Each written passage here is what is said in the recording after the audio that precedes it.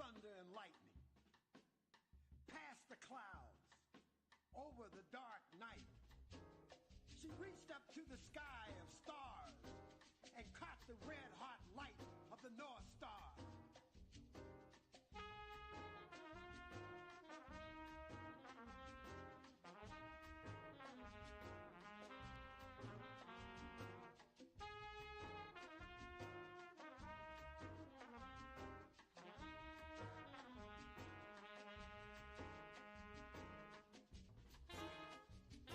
She opened the earth, walking with blood-soaked feet.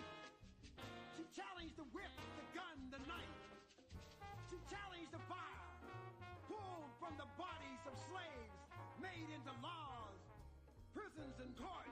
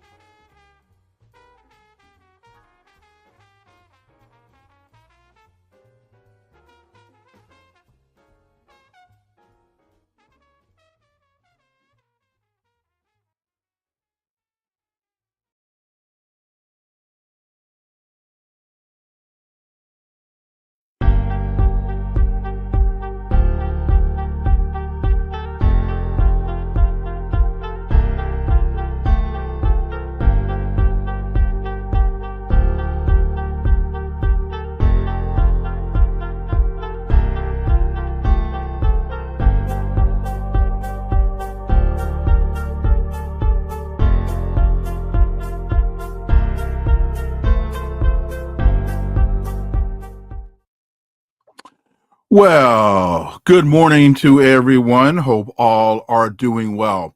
Three activists with the Uhuru movement, Omali Yeshitela, chair of the African People's Socialist Party, Penny Hess, and Jesse Neville will be sentenced by a Florida judge later today.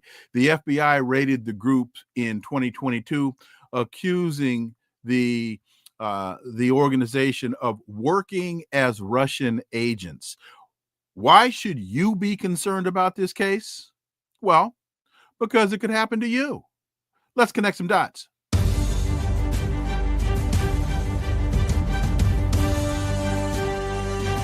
Connecting the Dots with Dr. Wilmer Leon, where the analysis of politics, culture, and history converge. To the Connecting the Dots podcast with me, Dr. Wilmer Leon, and I am Wilmer Leon. Here's the point. We have a tendency to view current events as though they occur in a vacuum, failing to understand the broader historic context in which most events take place. During each episode, my guests and I have probing, provocative, and in-depth discussions that connect the dots between these events and the broader historic context in which they occur. This enables you to better understand and analyze the events that impact the global village in which we live. On today's episode, the issue before us, once again, is the First Amendment and other issues. Let me do this really quickly here to be sure that we are as we're supposed to be. Give me 1 second here. This is live, and sometimes, folks, you gotta do, let's try that. Okay, hopefully ping me and let me know if that's better. Okay, so with that being said, wait a minute. So let me see. Is that better? Okay. So with that, again, folks. And let me also say, I know once again we did promote that Scott Ritter was going to be with us today, and we had a glitch at the very last minute. He is traveling on an airplane, and again, the last time any of us were perfect was never. So we will hopefully have him with us on Wednesday. So with that being said, let me now go here. Okay, there we go. All right. So let's start with the First Amendment. The First Amendment reads as follows. Congress shall make no law respecting an establishment of religion or prohibiting the free exercise thereof or abridging the freedom of speech or of the press or the right of the people to peaceably to assemble and to petition the government for a redress of grievances. That's the First Amendment.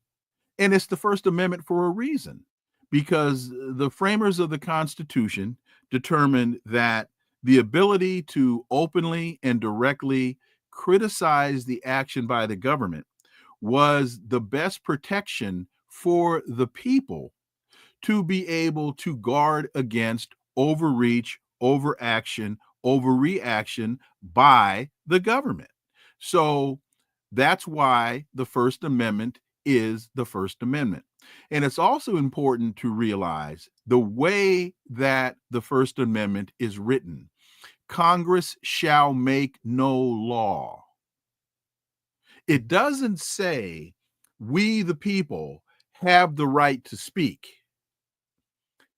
It says Congress shall make no law. Congress shall take no action. Basically, I'll paraphrase, against the people to speak. That is the broader or greater protection than saying you have the right to speak. It's what's called in by some a negative right, because it is written in a negative context, saying not what the government can do, not what the people should do, what the government cannot do. And so as you look at the First Amendment in the context of the Uhuru 3, what the government is doing is violating the First Amendment protection at its very base. So with that being said, Omali Yeshitela, chair of the African People's Socialist Party, Penny Hess, and Jesse Neville, they're going to be sentenced today by a Florida judge. It's important to remember that a jury acquitted them this past September of acting as illegal agents of the Russian government, but convicted them on the lesser charge of conspiring to act as agents of a foreign government. And they reject this wholeheartedly.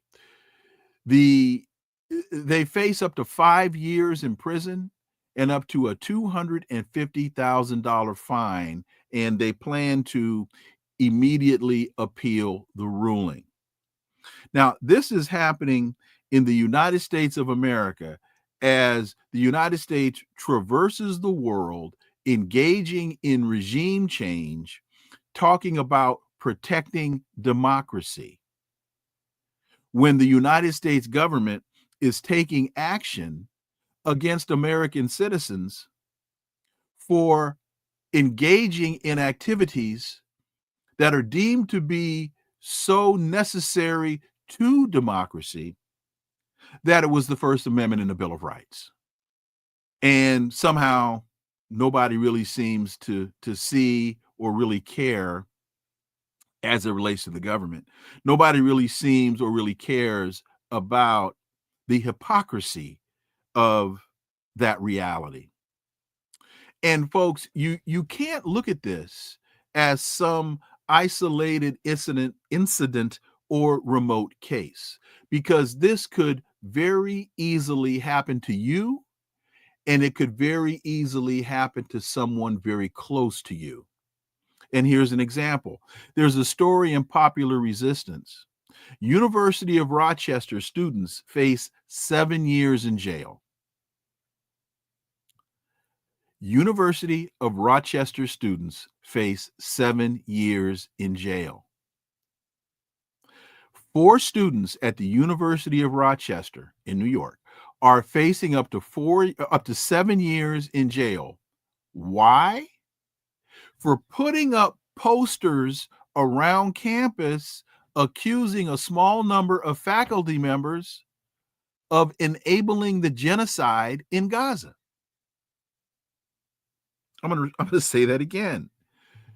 4 students at the University of Rochester in New York, in the United States of America, where there is a First Amendment, they're facing up to 7 years in jail for putting up posters around campus accusing a small number of faculty members of enabling the genocide in Gaza. Last month, 4 students at Rochester were charged with second-degree criminal mischief for their connection to wanted posters that were put up around campus.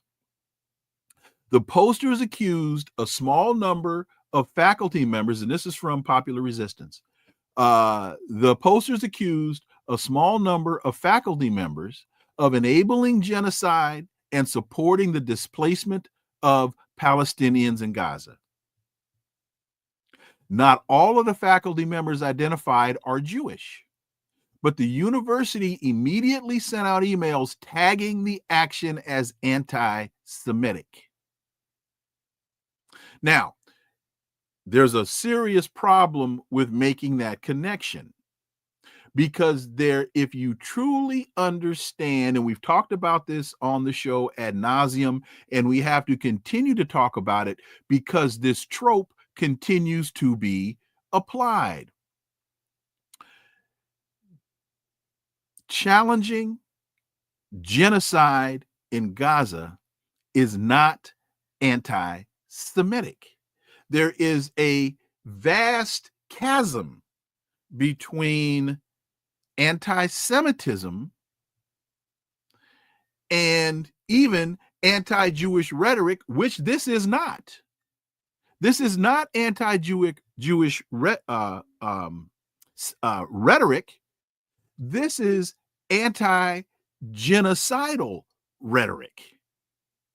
This is free speech challenging the United States backing genocide in the Zionist settler colonial state called Israel. But the protectors of the narrative have now equated the two as a way of criminalizing free speech.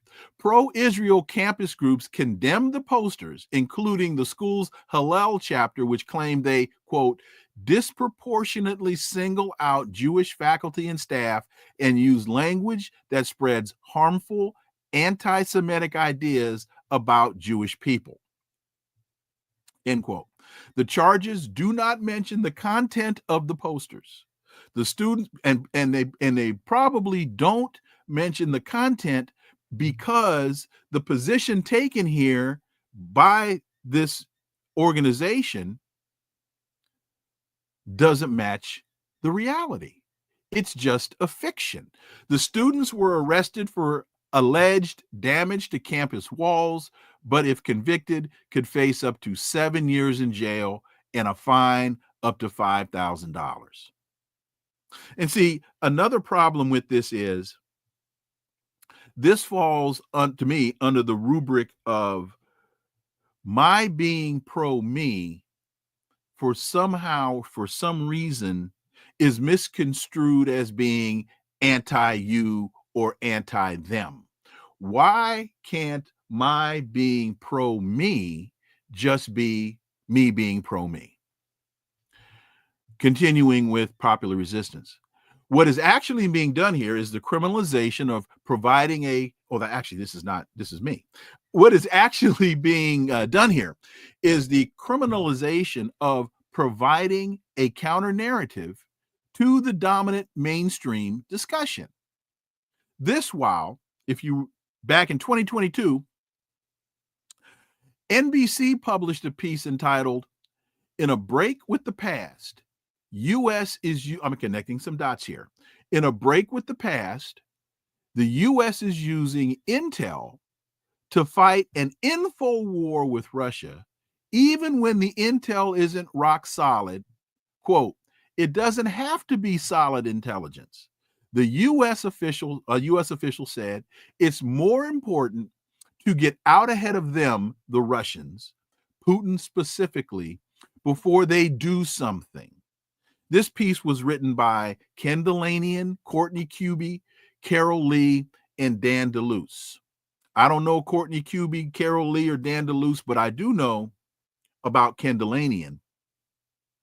And I tie this piece into this discussion. This was a piece from NBC because you have the Uhuru 3 being arrested, being convicted, and today being sentenced for conspiring with Russia. You have students at the University of Rochester facing potentially 7 years in jail for free speech by putting posters up around campus. But NBC News openly admits to lying to the American people. I'll read it again. In a break with the past, U.S. using intel to fight an info war with Russia. So they're admitting directly, we are lying to you. They consider to be the noble lie, because the United States is involved in an information war. They perceive to be in an information war with Russia. And let me continue with the NBC piece. It was an attention-grabbing assertion that made headlines around the world. U.S. officials said they had indications suggesting Russia might be preparing to use chemical agents in Ukraine. This is back from a couple years ago.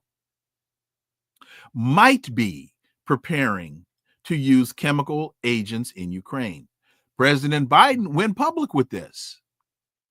But there were 3 U.S. officials that told NBC News there's no evidence that Russia has brought chemical weapons near Ukraine.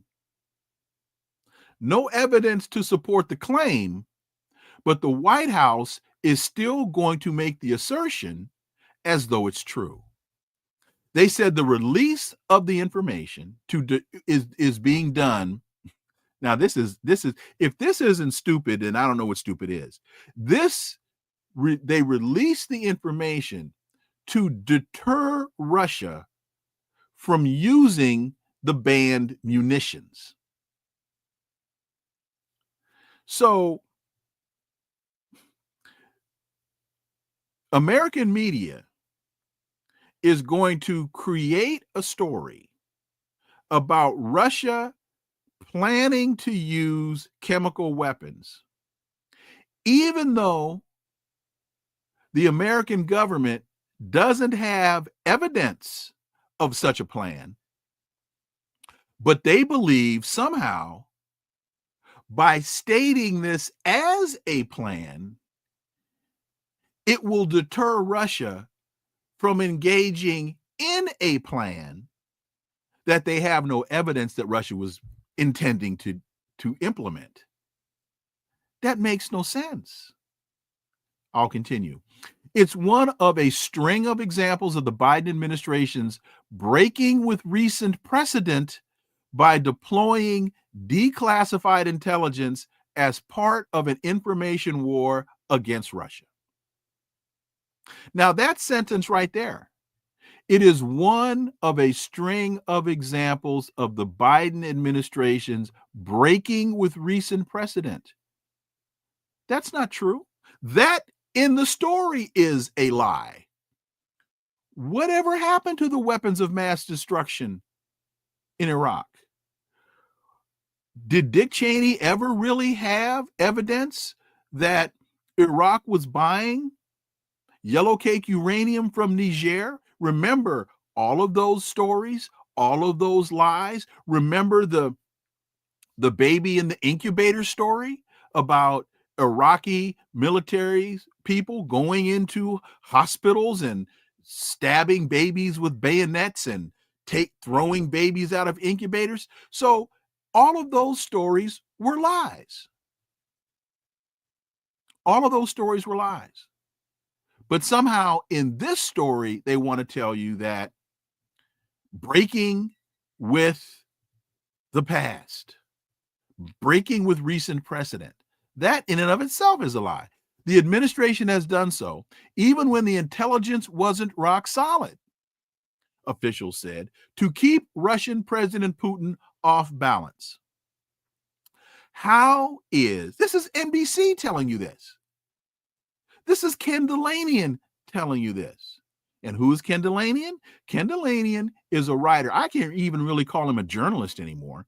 He used to write for the LA Times. He lost his job at the LA Times when it was found that he was sending stories to the CIA to have the CIA clear stories and not telling his editors at the LA Times that he was doing this, and then publishing the stories as if the stories were true. Now, this is the same guy. He gets fired from the LA Times and then winds up at NBC writing garbage like this. And somehow they believe that, as they say, the administration is doing this even when the intelligence isn't rock solid, and this is supposed to keep President Putin off balance. I need somebody to explain to me how NBC lying to the American people, I'll go through this again, about alleged chemical weapons use by Russia, even though they have no evidence that Russia is planning to use chemical weapons on the battlefield, is going to keep them off balance for a plan they aren't even trying to implement. It makes absolutely no sense. It makes absolutely no sense. So let's see what we've got. We've got Raven Allen. Thank you for the super sticker. We've got U.S. Navy vet. It's funny, Doc. Why are you not throwing in the white boy while talking about the Uhuru? What are you talking about? I'm getting to that. U.S. Navy vet. Stay tuned. Be patient. We got time. We got plenty of time. I'm gonna get to that story. So thank you. Anyway, so let me get back to just be patient, man. Look, do your show. I'll do my show. How about that? We're getting to that. So with that, so I ask again, where are the weapons of mass destruction that were supposed to be in Iraq? What about Dick Cheney's yellow cake uranium? And remember this, because this MSNBC story said breaking with precedent. Do you all remember the Office of Special Plans, OSP, the Office of Special Plans? It existed from September 2002 to June of 2003. It was a Pentagon unit that was created by Paul Wolfowitz and Douglas Feith, headed by Douglas Feith, created by then Secretary of Defense Donald Rumsfeld. And do you remember what the mission of the Office of Special Plans was? It was to supply senior George W. Bush administration officials with raw intelligence that was unvetted by intelligence analysts pertaining to Iraq. There was also a similar unit called the Iranian Directorate that was later created in 2006. They had created an entire office in the Pentagon whose job it was to take raw intelligence that had not been vetted by intelligence officials, and then spin that intelligence, provide it to U.S. media outlets so that they would then project that as fact. Hence, weapons of mass destruction in Iraq, yellow cake uranium from Niger. Remember that there was supposed to be this relationship between Saddam Hussein and Osama bin Laden. Remember, even though anybody that knew anything about anything knew that those two were diametrically opposed to each other. But the Office of Special Plans was planting stories in American media to convince the American people that these two guys were in cahoots to really further the foundation of the lie about the need for the war on terror. It's called manufacturing consent. Manufacturing consent is what's being done here. We could get into the story about the drones as well, but so take all of that, manufacturing consent, and let's connect some dots. Now, this is from the Daily Mail. CNN launches investigation into claims Calissa Ward's Assad jail rescue was fake. CNN has launched an investigation into reporter Calissa Ward's viral rescue of a, quote, hidden prisoner, end quote, who said he was left in one of former Syrian President Bashar al-Assad's notorious jails for 3 months. Ward was touring the detention site when where countless civilians were tortured and beaten, some beaten to death, when her team seemingly stumbled upon a cell which was still locked. Inside was a man hidden under a blanket who identified himself as a civilian named Adel Garbal. And what you find out is because of this entity called what was it called? Where'd it go? And now I can't remember the name of the group that did the investigation, but they looked at the footage from Calissa Ward's CNN story, and there were just too many inconsistencies. One of them being very simple. Apparently, this man had been locked away in this cell for months and months and months in darkness for months and months and months. And they bring him out of the cell to the daylight, and he doesn't flinch upon seeing daylight. And anybody knows if you've been kept in darkness, just think about what happens when you go to sleep at night. If you go to sleep at night and someone comes into your room and turns on the light while you've been asleep, as soon as you open your eyes from the darkness to the light, what are you going to do? Your pupils are going to dilate and you're going to go, oh my goodness, turn the light off. He didn't do that. He'd been locked away for months, hadn't seen the light of day for months. And now he would be more like a vampire. Oh, the darkness. Oh, the light. Get me back to the darkness. He didn't do that.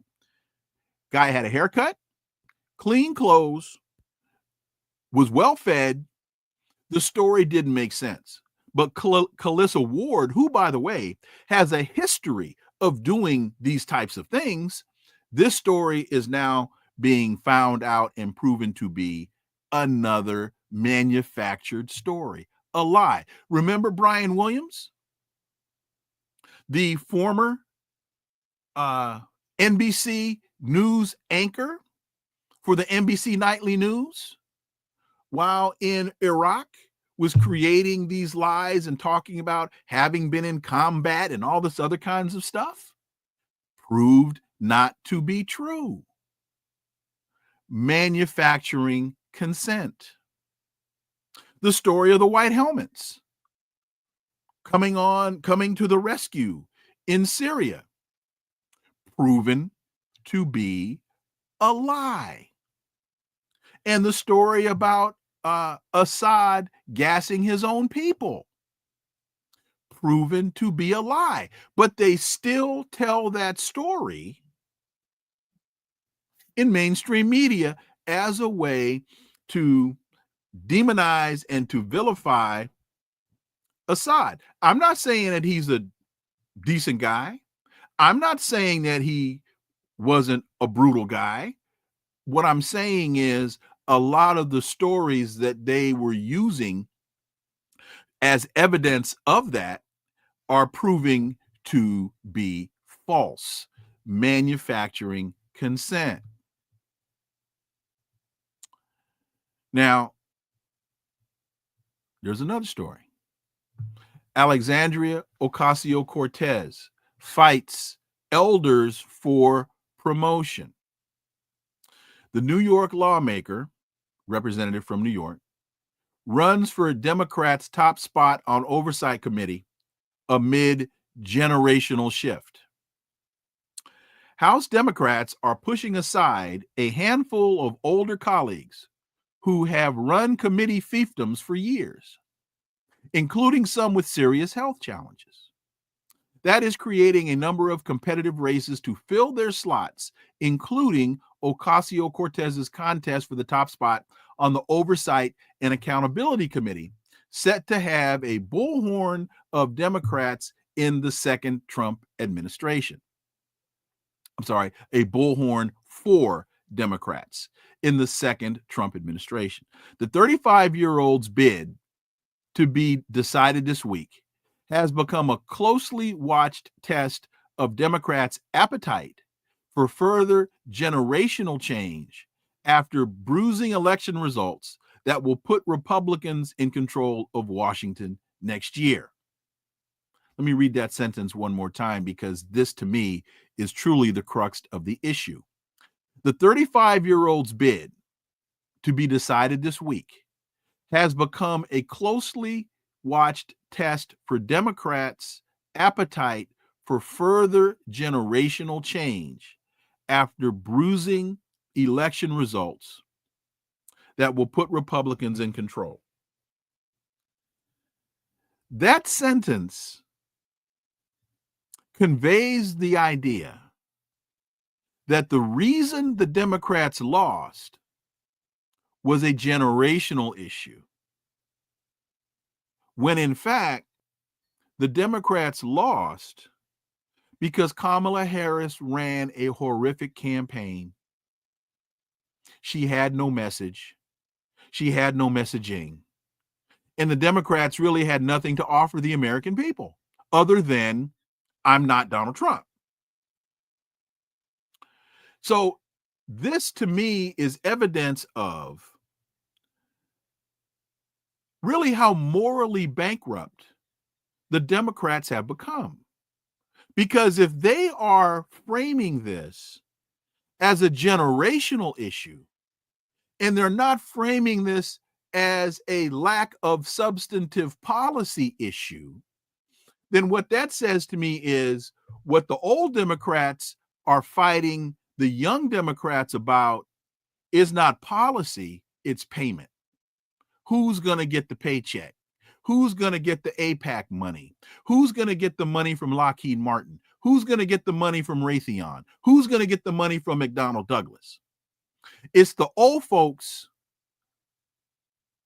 like Jerry Nadler that are fighting the young folks like Ocasio-Cortez, not over policy, not over Medicare for all. They're fighting over who gets the dollars from the major contributors. The New Yorker burst onto the scene with an upset win over a senior Democrat in 2018, becoming a founding member of the Progressive Squad.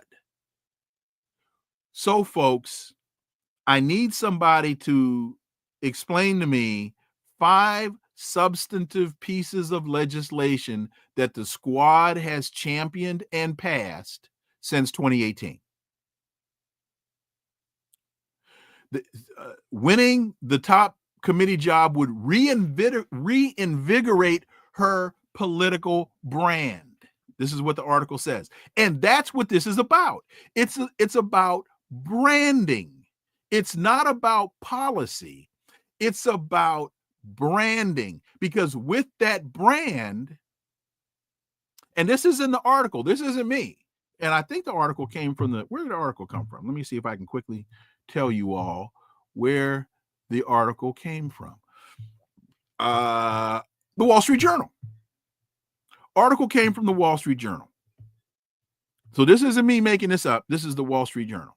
So they say, winning the top committee job would reinvigorate her political brand. To me, that's a very telling phrase, because branding, for the most part, is about economics. Branding is about monetization of the brand. Branding is about being able to sell, quotes, whether it's for financial gain or otherwise. It's about marketing. It's about monetization. It's not about policy. Quote, there's a new generation that feels anxious after the election of Ro Khanna. At the same time, said Ro Khanna. At the same time, a great party has to have respect for those with expertise and experience. Ocasio-Cortez is facing Jerry Connolly, 74, who has served on the oversight panel a decade longer. Nancy Pelosi had a chilly relationship with Ocasio-Cortez, has made calls to colleagues urging them to back Connolly. So there is this fight over this jockeying for position within the party, but it's not about substantive policy. It's not about the environment. It's not about the change in healthcare. It's not about retirement policy. It's about jockeying for position, reinvigorating political branding so that you can continue to generate revenue and financial resources for yourself. Now, as I said earlier, to who was it that wrote this? U.S. Navy vet. Now I'm getting to your point. And I told you I'd get there. The white settlers' bizarre economic strategy of terrorizing Black people. This is a piece from Black Agenda Report. John Jeter wrote this piece. Incredibly well written. Jordan Neely's killing and the subsequent acquittal of Daniel Penny can be seen as part of the reactionary existential panic felt by whites whenever the country experiences growing economic instability and hardship. That jurors on Monday exonerated an ex-Marine for strangling an African-American panhandler who was in mental distress while aboard a New York City subway car was not entirely shocking, but does signal to many Blacks a sharp escalation of whites' historic campaign of racial terror. Daniel Penny, who is white, was charged with manslaughter and criminally negligent homicide for applying a chokehold to the neck of 30-year-old Jordan Neely, a slightly built homeless man who had done nothing more than shout at passengers aboard an Uptown F subway train on May 1st. I've ridden the F train many times. When jurors deadlocked on the manslaughter charge last Friday, the judge dismissed the charge. The jury deliberated for only a few hours before clearing Penny of the lesser charge as well. So what this goes into is understanding the amount of latitude that individuals, particularly white individuals, are given in this country as they are charged with manslaughter, brutality against people of color. Raven, what are you telling me here? 100%. Thank you. Oh, I'm 100. Thank you, Raven. I greatly appreciate that. And your reference to Noam Chomsky, and thank you for that point that super sticker. Clarify your Noam Chomsky reference. I'd greatly like to better understand. You're talking about Noam Chomsky's lecture on manufacturing consent will explain how it is done. Absolutely right. And thank you for putting me in any type of sentence, thought, or paragraph related to Noam Chomsky. So let me take John Jeter's story even a little further to give you all some not that John needs my validation, but a little further validation regarding Jeter's story about Mr. Penny. And that is Vice President-elect J.D. Vance invited Penny and brought Penny to Washington, D.C. to sit in the box at the Army-Navy football game this past Saturday with Donald Trump. What message was J.D. Vance sending by inviting him? And what message is Donald Trump sending by allowing this man to be in the box with the president? And I think little Marco Rubio was there as well. Here's a guy that choked out a man on a train. I think he had him in a chokehold for like 6 to 7 minutes. The man was posing no threat.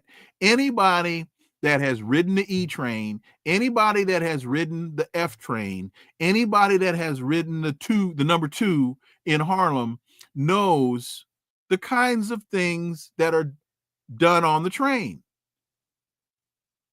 Most of which are not violent, many of which are annoying in terms of panhandlers and other kinds of things. But I mean, I've been riding these trains since 1977. And, many of them are funny. U.S. Navy vet, you are a New Yorker, so tell me, am I right? There you go, Grand Slam Doc. Thank you very much. Am I right, Navy vet, that you ride these trains? I've been riding them since 1970, over 40 years.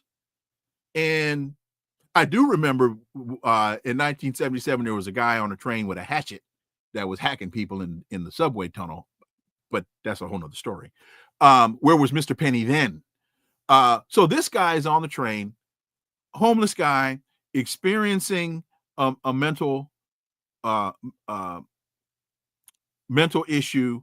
Don't start nothing, won't be nothing. Absolutely right. And somehow Daniel Penny feels threatened. When actually what I think it is Daniel Penny's whiteness, his mindset of whiteness, feels not threatened, but entitled. And notice that I'm talking about a mindset of whiteness, because this, in my opinion, this has less to do with racism in terms of white people versus black people. It has more to do with the mindset of whiteness, which not only white people have, but many people of color have as well. So it's not that he felt in fear of his safety, in fear of his life. It's that he found these activities to be annoying. He found Jordan Neely's actions to be annoying. And in his mental state of whiteness, felt entitled to engage in vigilante behavior and kill the man. Now, one question I have is for all the other people on the train. Where were y'all? How could you sit there? How could you stand there on a train and watch one human being choke out another human being and not step in and intervene? That I do not understand, unless many of the folks on the train were suffering from the same delusion of whiteness, in that the man being choked because he is of color is of less value than the person that is choking him. That's why I said this is a matter of mindset. This is a matter of whiteness. This is a matter of perception. This is what Dr. Frances Cress Welsing calls racism, white supremacy. She talks about perception, right? So one has to wonder,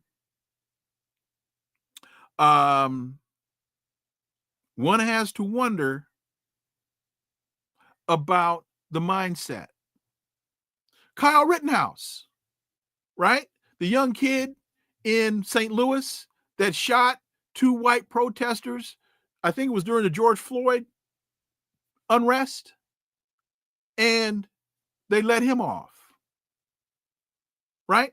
Perception of whiteness. What does Cherie say? I lived in New York and I rode the subways, trains, cabs, buses, drove a limousine. You've been driven by limousines.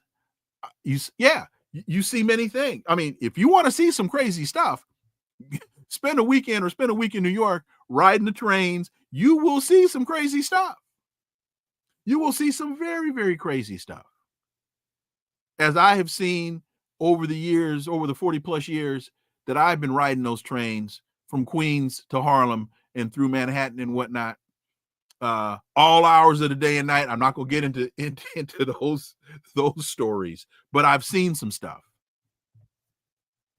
In fact, just one quick story. Had my family with me in Queens, getting on the F train, buying the tickets, and had what I perceive to be a homeless guy engage in very violent rhetoric as my young son at the time was just looking at the man. And there were a number of options I had at my disposal. The option I selected out of the concern of the ultimate safety for my family was to just continue the transaction of buying the tickets from the kiosk and move my family through those gates as quickly as I could. Instead of confronting the man violently, which I could have done and probably would have prevailed, I decided, don't escalate a violent situation. Move away from the violent situation. I was able to, because of how far the man was away from me and coming towards me, I was able to finish the transaction, get the tickets, and move my family through the gates. Now we have a metal barrier between us and the threat. That was the sensible thing to do. So U.S. Navy vet says, not only that, Doc, the shot of Penny with Trump at the stadium was not the real message, as pointed out in X. It would women. Not only that, the shot of Penny with Trump at the stadium was not the real message, as pointed out in X. The sign lit up promoting Palantir, the spy tool created by Vance Overlord. Okay. That's kind of confusing to me. But anyway, Penny with Trump. What message does that send? And remember, this is Donald Trump, the same guy who, during the Charlottesville riot with the skinheads and the neo-Nazis in Charlottesville, says there are good people on both sides. I've never met a good neo-Nazi, never met a good skinhead. I don't know that there are neo-Nazis that you're going to invite to your home for holiday dinner. I don't know that there are many I don't think if you all come to my house, I don't think you're going to find any Nazis at my dinner table, in spite of Donald Trump saying there are good people on both sides. Those folks are kind of hard to find. And we don't even have to get into any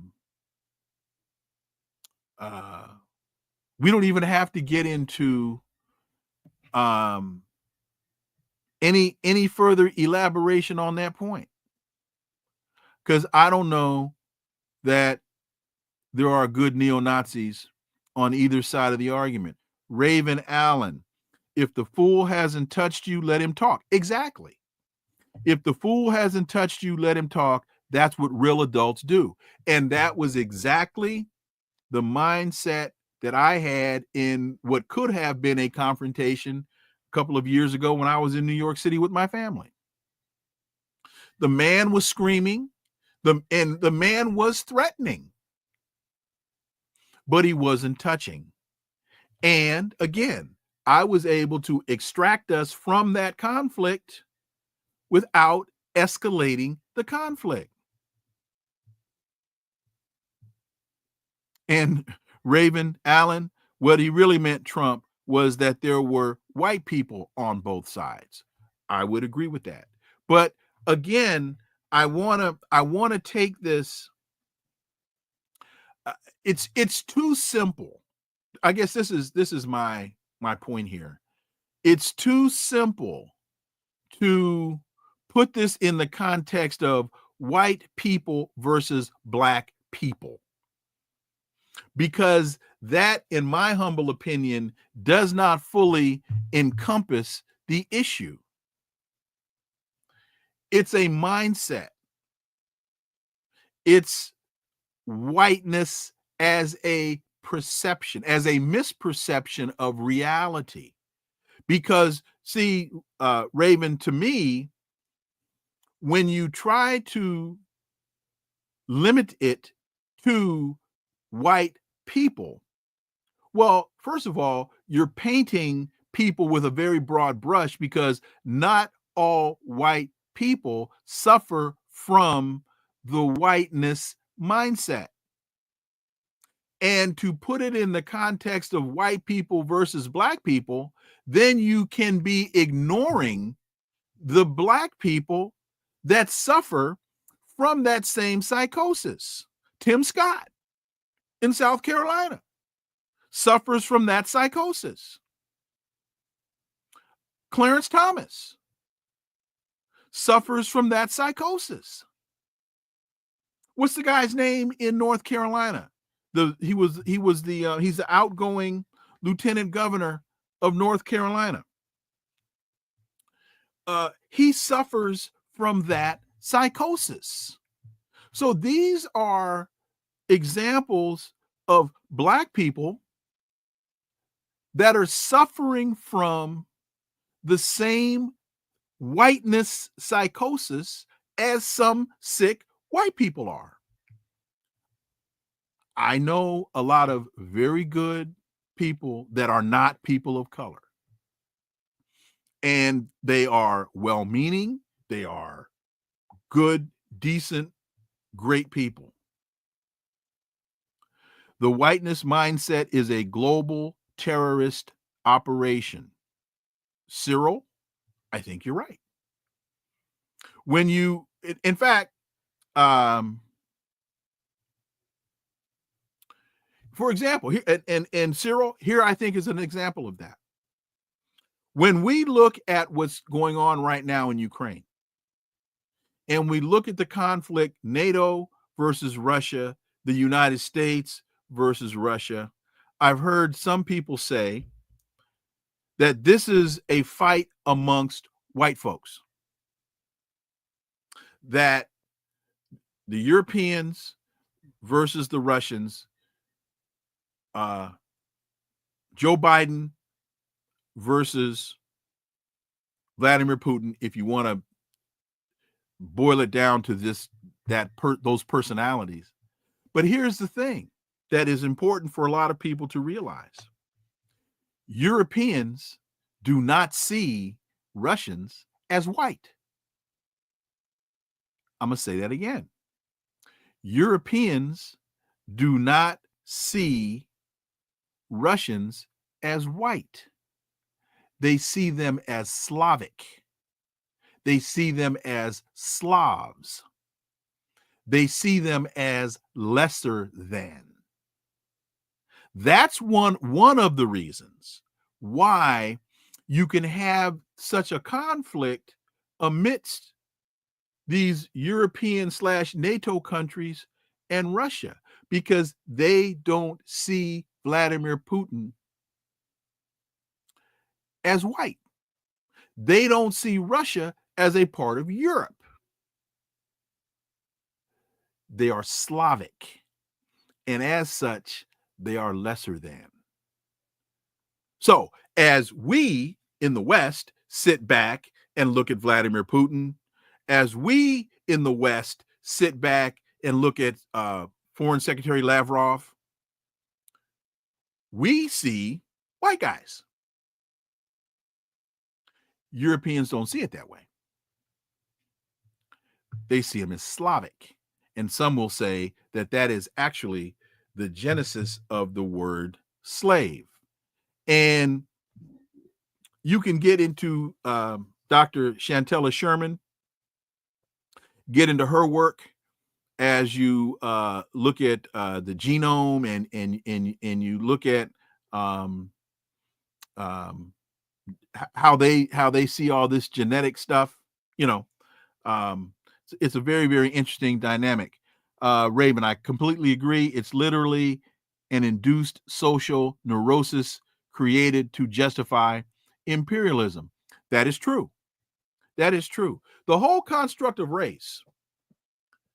See, when you, for example, when you go back and you look at the French Revolution and you look at those conflicts that were taking place during in Europe, those were fights over nationalism. Those were battles of flags, F-L-A-G-S, flags. They were fights over nationalism. They were also fights over class as well. But nationalism was the basis of the conflict. And of course, you know, feudalism, and then there were also religious elements to this as well. Protestantism versus Catholicism and all of that kinds of stuff. But they were not fighting over race. Race is an artificial construct. Race, there is no biological evidence to support the construct of race. It was artificially created as a way of rationalizing the enslavement of Black people on the North American continent by Europeans. Because when they first started sending, when Europe first started sending people to this country, they were sent to this country as indentured servants. In fact, when you look at when you look at the let me put it this way. When you go back to 1619, when you go back to the 17th century, what was the opposite of slave? The opposite of slave was not free. It wasn't I'm sorry. What was the opposite of free? The opposite of free was not slave. The opposite of free was not free. You follow me? You're in the 1700s. You've got free. You don't have the distinction of free and slave. You have the distinction of free and not free. And that's important because you were dealing with class for the most part, not race. You were dealing with class. You were dealing with indentured servants, people that were brought here and were subjected to service for a term of years. And after they served their contracts, they were then allowed to be free.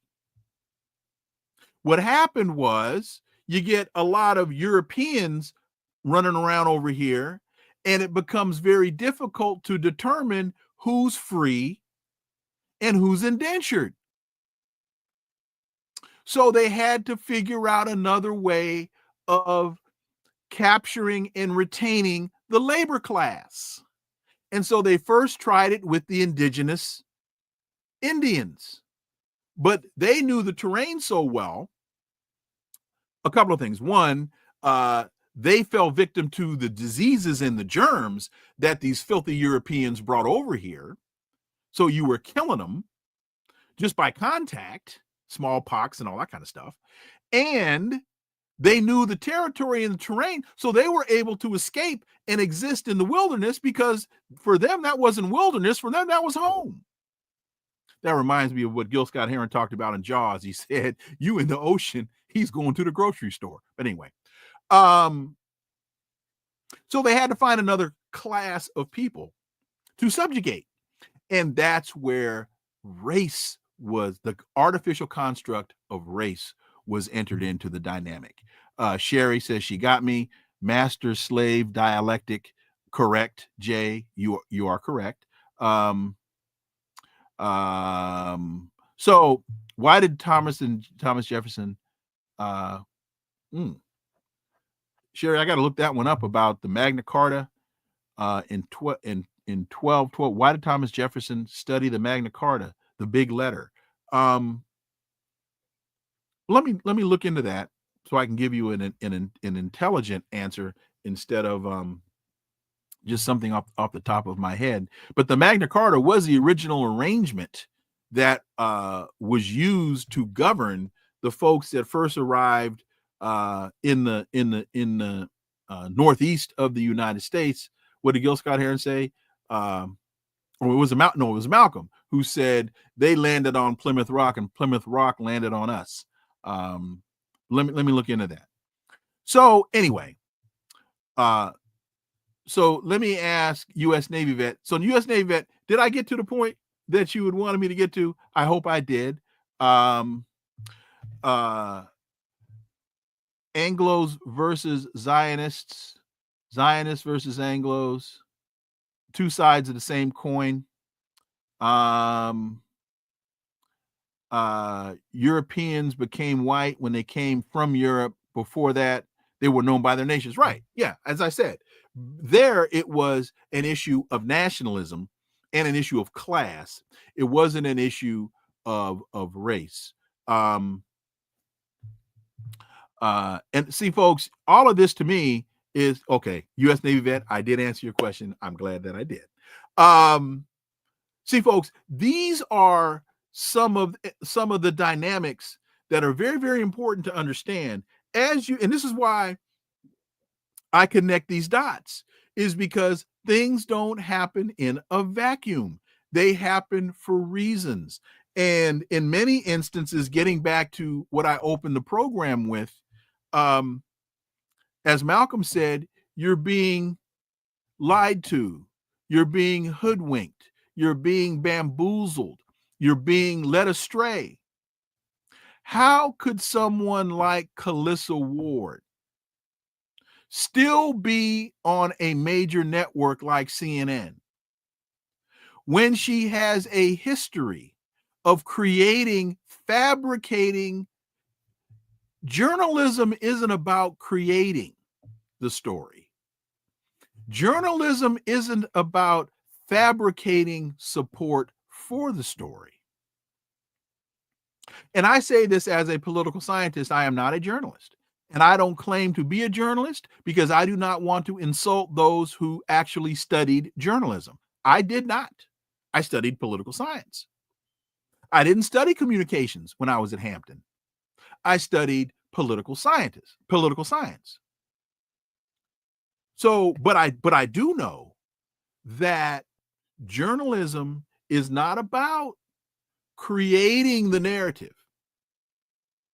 Journalism is not about being the scribe for the dominant element.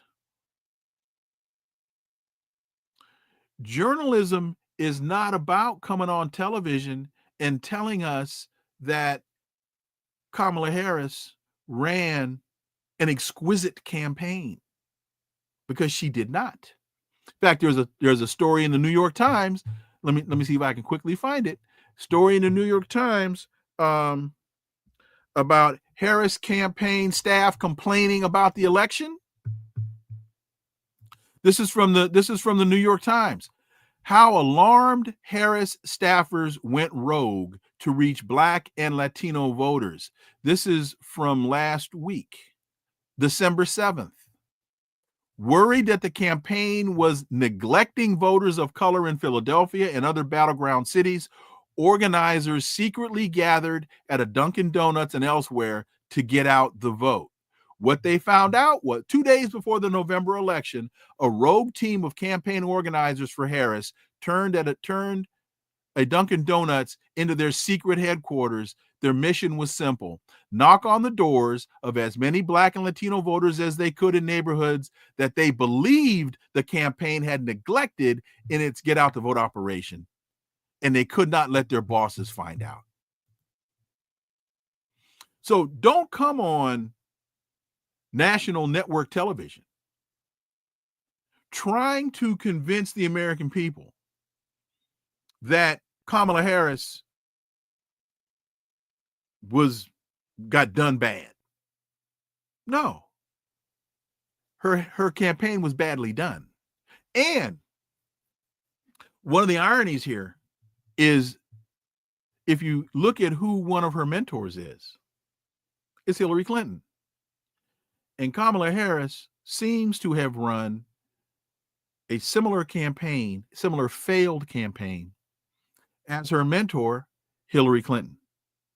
She took pages out of the Clinton campaign playbook and lost the election in a similar manner. I use that as another example of how you're not supposed to be a scribe for the elite. You're not supposed to simply just repeat the dominant narrative. You're supposed to do some research. You're supposed to have a command of the subject matter, and you're supposed to report the facts. The facts. What they say in Dragnet? The facts, ma'am. Now I'm showing you all my age. The facts, ma'am. Just the facts. But we've gotten away from that, again, to merely purporting and regurgitating the rhetoric and the narrative of the dominant forces. So that's why students at the University of Rochester are facing possibly 7 years in prison for challenging the dominant narrative about the genocide in Gaza. And I go back to one of the very, very simple questions that I don't hear enough people asking. How can you sell me genocide? I need somebody to help me. I don't think you'll be able to, but I need somebody to at least try to help me. How do you sell genocide? I don't care what your phenotype, Kamala Harris, Linda Thomas Greenfield, Hakeem Jeffries. How can you sell me genocide? The Uhuru 3 will be sentenced today for exercising their First Amendment rights of free speech. We need to support them. We need to pray for them. I will have a representative from their legal team on within the next couple of days. We're working on that. But hopefully I kind of brought the conversation full circle. How does Daniel Penny wind up in the box with President-elect Donald Trump? What message was Donald Trump sending to the American people by bringing that despicable person to the forefront? What was J.D. Vance doing? And remember, J.D. Vance, just not too long ago, a year and a half, 2 years ago, was comparing Donald Trump to Hitler.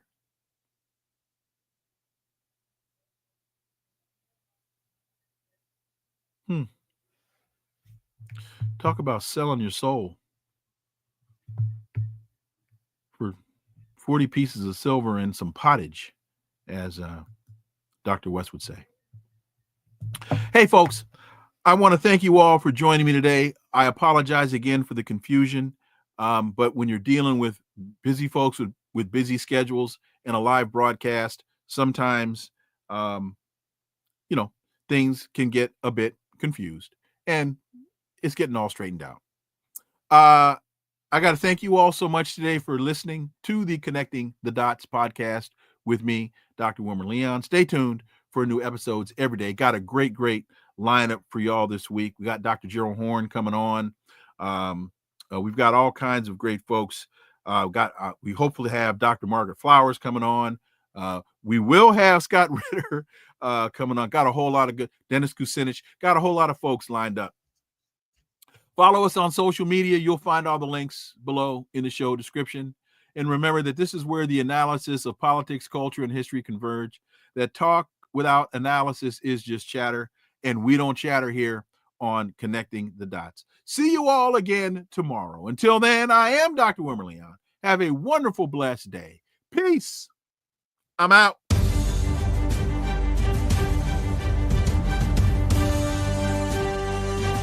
Connecting the Dots with Dr. Wilmer Leon, where the analysis of politics, culture, and history converge.